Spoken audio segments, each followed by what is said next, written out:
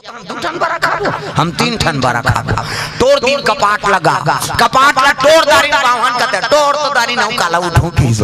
और चुप मिट का दी फला दारी बावन लगा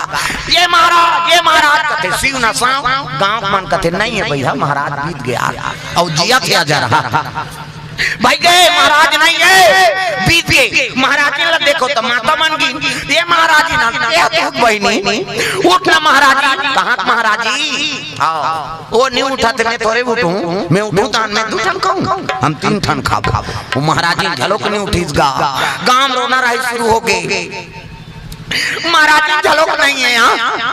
सती नारी बैठी पति सन में सती हो गए कहा वो सती नहीं हुई दुख ही जिया थी कैसे बावन गीत बमनी झलोक चल दी कपड़ा लत्ता उड़ा कैसे ये जिया थी कर मुदौली कपड़ा उड़ा